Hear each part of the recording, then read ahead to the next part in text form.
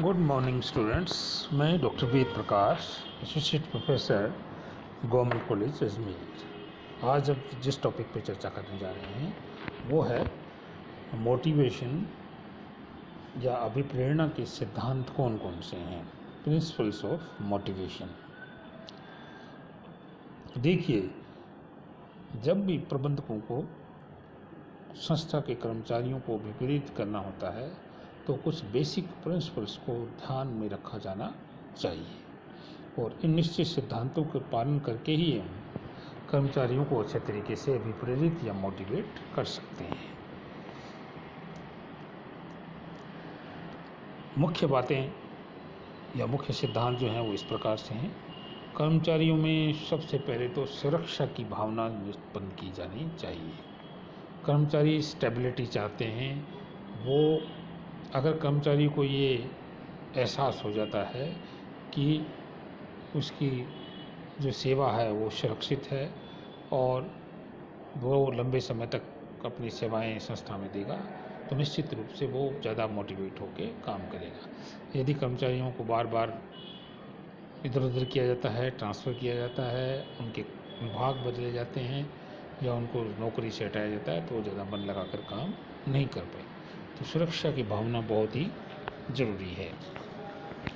कर्मचारियों को, प्रबंधकों को चाहिए कि समय समय पर उनकी अचीवमेंट या उपलब्धियां जो है उनसे उनको अवगत कराएं। वो अगर थोड़ा सा भी अच्छा काम करते हैं तो उसे हाईलाइट करें, उनको बताएं, उनको प्रशंसा करें, तो वो निश्चित रूप से ज़्यादा मोटिवेट होंगी। कर्मचारियों के द्वारा किए जाने वाले कार्यों के लिए उनकी जो प्रशंसा है वो उनके लिए एक बहुत बड़ी मोटिवेशन का काम करती है। तो कर्मचारियों की प्रशंसा और उनके कामों को मान्यता दिया जाना बहुत ही ज़रूरी है। संस्था के प्रति आत्मीयता का भाव भी पैदा करना एक बहुत बड़ा मोटिवेशन का सोर्स है। कर्मचारियों को स्वयं को भी अपनी खुद की उन्नति और विकास का अवसर जो है वो दिया जाना चाहिए। उससे भी वो अधिक मोटिवेट होकर काम करेंगे। समय समय पर उनकी क्वालिफ़िकेशंस, उनकी ट्रेनिंग और उनकी क्षमता में बढ़ाने के लिए जो भी कार्य किए जा सकते हैं वो किए जाना चाहिए, जिससे कि वो ज़्यादा मोटिवेट होकर काम कर सकें।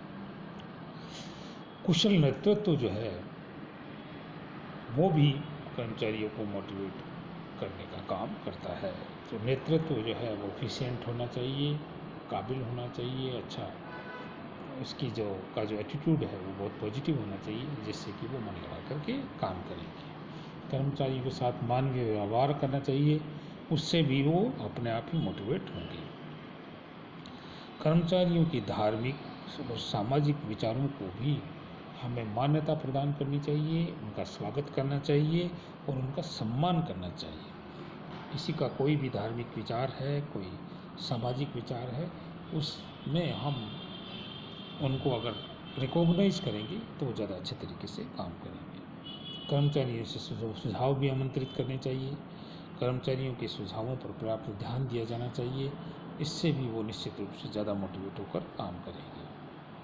कर्मचारियों को संस्था के नीतियों के निर्धारण में और व्यूह रचना के निर्धारण में भी सहभागिता देने का प्रयास किया जाना चाहिए। अगर हम ऐसा कर पाते हैं तो निश्चित रूप से वो ज़्यादा मोटिवेट होकर काम करेंगे।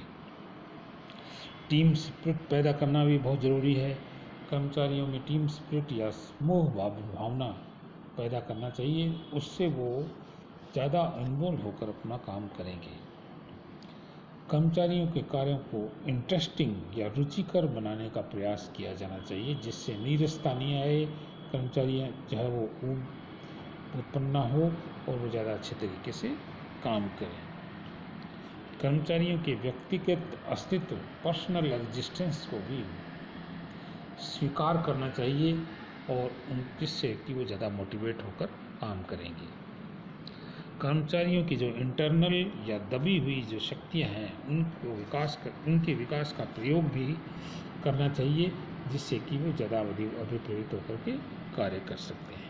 तो ये अभिप्रेरणा की बेसिक बातें हैं, बेसिक प्रिंसिपल्स हैं, जिनको कि प्रबंधकों को ध्यान रखना चाहिए। अगर वो ये सब कर पाते हैं तो निश्चित रूप से कर्मचारी उससे अभिप्रेरित होंगे और ज़्यादा अच्छे तरीके से संस्था में अपना योगदान दे पाएंगे। आज के इस टॉपिक पर कोई हम विराम देते हैं और इसके बाद आगे का टॉपिक हम नेक्स्ट वीडियो में लेंगे। धन्यवाद। जय हिंद, जय भारत।